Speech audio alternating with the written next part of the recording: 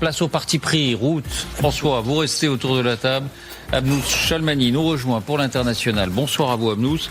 Mais c'est vous qui commencez Route avec cette incroyable disparition, alors qui n'a rien comment dire, on aura tôt fait de bâtir des théories complotistes.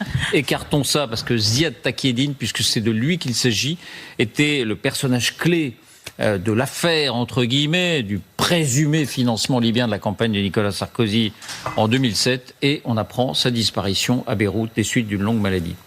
Oui, son avocate a confirmé son décès ce matin. Il était hospitalisé au Liban, où il était en fuite depuis 2020, après une première condamnation dans l'affaire Karachi, celle de la vente d'un sous-marin au Pakistan sous le gouvernement Balladur. Alors, pour tout vous dire, j'ai rencontré personnellement Ziad Takieddine et j'ai fait sa première interview télévisée. C'était le 29 septembre 2011. Et c'était évidemment un personnage très haut en couleur, un de ces intermédiaires qui hantent régulièrement la vie politique française, mais en général, ces intermédiaires pour les ventes d'armes, pour les dossiers un peu délicats, ils sont assez discrets, assez secrets. En l'occurrence, c'était le cas pendant des années. Et puis, tout d'un coup, Ziad Takieddine s'est mis à parler parce qu'il avait peur de la justice, parce qu'il voulait, en quelque sorte, partager la culpabilité et raconter qu'il était une forme de victime. C'était son récit. Hein. Alors, par ailleurs, il vivait un divorce houleux avec une femme qui, vraisemblablement, c'est ce que disent les spécialistes, aurait donné un certain nombre de documents à la justice. Donc, moi, je le rencontre dans un café au Trocadéro où il apparaît en jogging, un peu perdu, parce qu'il veut donner l'impression qu'il n'a plus de revenus et qu'il n'est pas... Et puis ensuite, on fait l'interview avenue Henri Martin dans un très bel appartement. Et là, c'est un mélange, si vous voulez, d'accusations très lourdes sur le rendez-vous avec Kadhafi, avec Claude Guéant, avec d'autres personnalités proches de Nicolas Sarkozy, et en même temps des détails. J'ai repassé à la dernière minute le costume parce qu'il était froissé, le costume de Claude Guéant parce qu'il était froissé. Enfin, et une confusion permanente avec une forme de mélange dans les déclarations qui était très compliqué comme journaliste à canaliser et vraiment à trouver la substance. Et moi, j'ai compris que finalement, il cherchait déjà à s'innocenter en permanence en accablant ses commanditaires et des autres personnalités. Et sans doute se donnait-il une importance assez démesurée par rapport à son influence réelle. Mais quel est le contexte ? Le contexte, ce sont les réseaux chiraciens, les réseaux balladuriens, les réseaux sarkozystes. Ce sont des batailles, ce sont des luttes d'influence. Il a le sentiment qu'il va être dépassé par un autre intermédiaire, Alexandre Djouri. Il veut montrer qu'il a compté, mais en même temps... il veut se donner de l'importance et en même temps il veut essayer de se dégager de toute culpabilité. Donc honnêtement, on revient sur la déclaration. Alors, c'était en 2011, mais en 2013, il dit clairement, on va l'écouter, son accusation principale, elle porte sur Nicolas Sarkozy. Les faits sont là. Oui, Kadhafi a payé Sarkozy. A payé pour la campagne, a payé pour autre chose, c'est pas mon problème. Par contre, ce qui m'intéresse le plus, moi, c'est que qu'est-ce que M. Sarkozy en a fait ? Voilà, alors on ne comprend pas très bien ce qui se passe parce que beaucoup plus tard, et c'est un peu la caractéristique de cet homme, alors qu'il est déjà en fuite à Beyrouth parce qu'il a été condamné dans l'affaire du sous-marin, il se rétracte et il répète qu'il n'a jamais versé un centime à Nicolas Sarkozy. Regardez, c'est une déclaration qu'il a fait à Paris Match. Et M. Sarkozy... Il est revenu à sa version initiale, parce qu'avant d'accabler Nicolas Sarkozy, il avait déjà dit « je n'ai pas versé d'argent ». Exactement. En fait, moi, je vais vous dire... Et ensuite, il a dit « mes propos ont été déformés ». Donc en fait, je me souviens seulement d'une anecdote, c'est que dans le procès Karachi, la présidente du tribunal, à un moment donné, craque en quelque sorte en direct, et elle dit « Monsieur Takieddine, vous mentez tout le temps ». Et puis elle s'arrête parce que on ne sait pas comment qualifier ce personnage. Est-il clé ? N'est-il pas clé ? A-t-il inventé ? A-t-il vraiment eu l'importance qu'il prétend avoir ? Y a-t-il eu de l'argent ? N'y a-t-il pas eu de l'argent ? Alors, visiblement, l'acte d'accusation montre qu'il a effectivement touché de l'argent. Qu'est devenu ensuite cet argent ? C'est le grand point d'interrogation. C'est toute la question. Donc en fait, lui, il a été condamné, il a fui la France, on l'a compris, et évidemment, du coup, il a emporté. J'ai envie de dire, on ne saura jamais à quel moment il a dit vraiment la vérité. C'est ça le fil conducteur du personnage, pour moi en tout cas. Et ce qui va se passer, donc, c'est jeudi. Le tribunal de Paris va rendre son jugement en première instance dans l'affaire du financement libyen prétendu, enfin présumé financement libyen de Nicolas Sarkozy. On aura un premier avis du tribunal, mais évidemment lui n'a pas comparu, n'a pas témoigné puisqu'il était en fuite et ne sera pas là pour écouter le jugement. On ne saura pas quelle était sa part de vérité. Bon. Je ne sais pas si quelqu'un veut ajouter quelque chose. Personnage éminemment romanesque. Tout lui réussissait. Il est né dans une grande famille libanaise. C'était un enfant de la jet set. Il avait fait une carrière avant de s'intéresser justement à être intermédiaire dans les ventes d'armes. Et en 2004, il a eu cet accident qui l'a plongé dans le coma. Et c'est en sortant de ce coma qu'il était persuadé que sa femme avait trompé avec le neurochirurgien qui s'était occupé de lui. Et donc là, divorce retentissant. Et à partir de là, une forme de confusion a commencé et je pense que c'est quelqu'un qui tout d'un coup, après avoir tout réussi, a laissé sa vie comme ça. Et là ça devient romanesque, quoi. S'échapper, s'étioler, mais mais un menteur compulsif visiblement. François. Bon. Alors, votre parti pris économique, depuis des années, il y a un bras de fer sur TikTok, le réseau social chinois qui est présent aux États-Unis. Les États-Unis ne veulent plus que cette filière-là soit la propriété des Chinois. Et vous dites, là on assiste à un racket de Donald Trump, c'est-à-dire... Histoire incroyable. Vous l'avez dit, TikTok c'est l'un des plus grands réseaux sociaux du monde, 1 milliard 200 millions d'utilisateurs sur la planète, dont 170 millions aux États-Unis.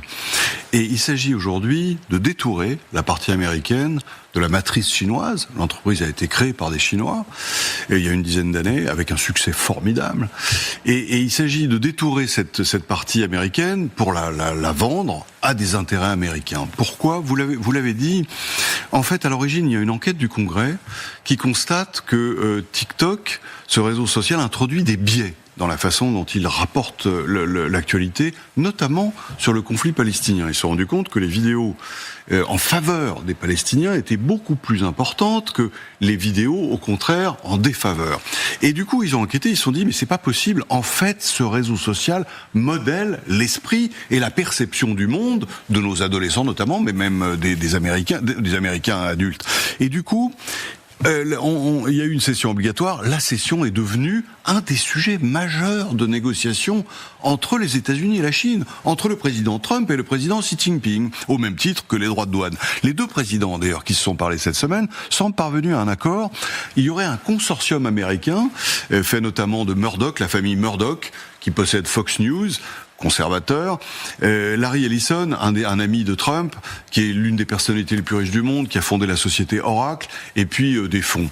Et c'est eux qui devraient racheter l'affaire, et surtout c'est Oracle qui devrait concevoir le nouveau logiciel de TikTok, parce que le logiciel initial chinois serait interdit d'exercice aux États-Unis, et Oracle conçoit un dispositif qui permettra de se protéger des influences chinoises et qui permettra aussi d'interdire aux Chinois de consulter la version américaine de TikTok. Vous voyez qu'on introduit une véritable frontière au plan technologique. Et pourquoi un racket ? Le plus baroque, j'y viens à l'instant, c'est que la Maison-Blanche va toucher une commission pour avoir négocié cette affaire de plusieurs millions de dollars. Et si vous voulez, c'est dans la droite ligne des pratiques actuelles de Trump.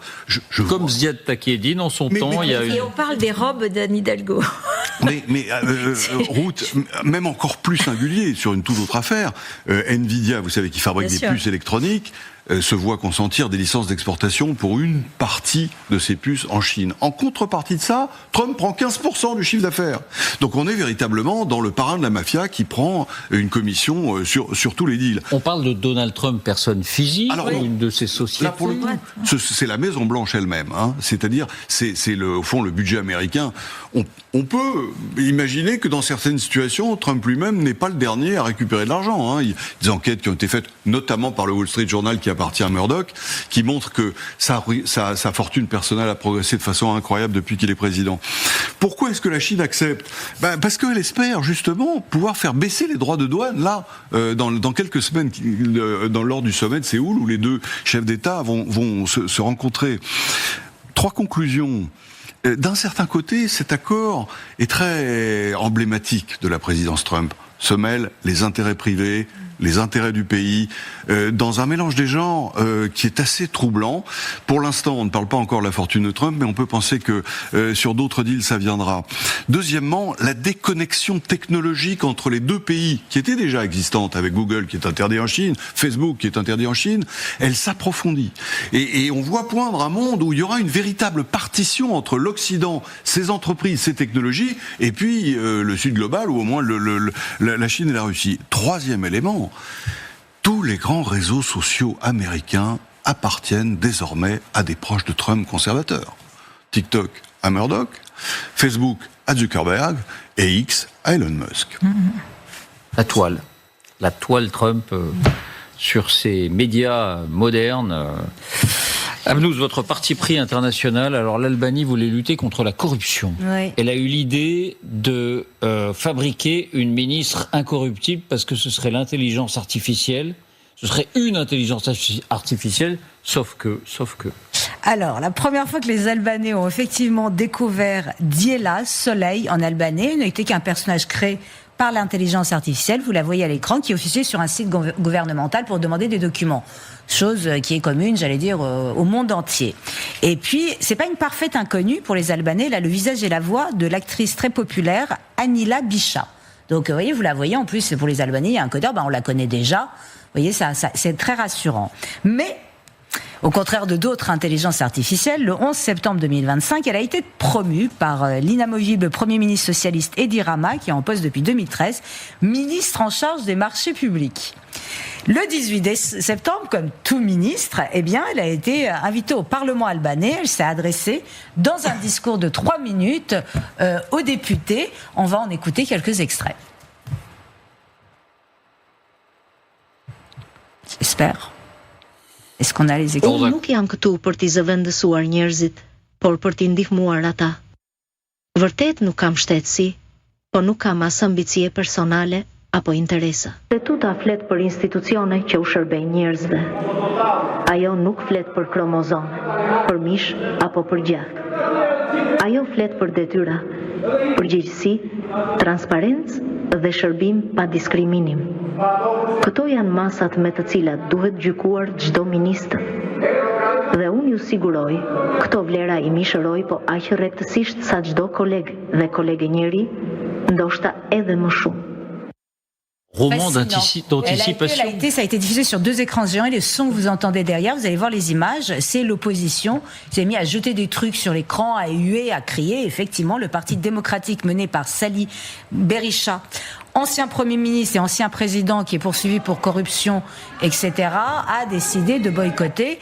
Mais ce boycott ne change rien puisque les 83 députés socialistes sur les 143 ont voter pour ce programme, sachant qu'il y a un dépôt au Conseil constitutionnel, on verra. Donc, vous me disiez, comment le Premier ministre Edi Rama justifiait ça? Alors, d'abord, il a parlé d'innovation technologique, c'est le seul pays de la région à utiliser l'intelligence artificielle avec succès. Ensuite, il a mis l'avantage compétitif en avant, ce qui est vrai.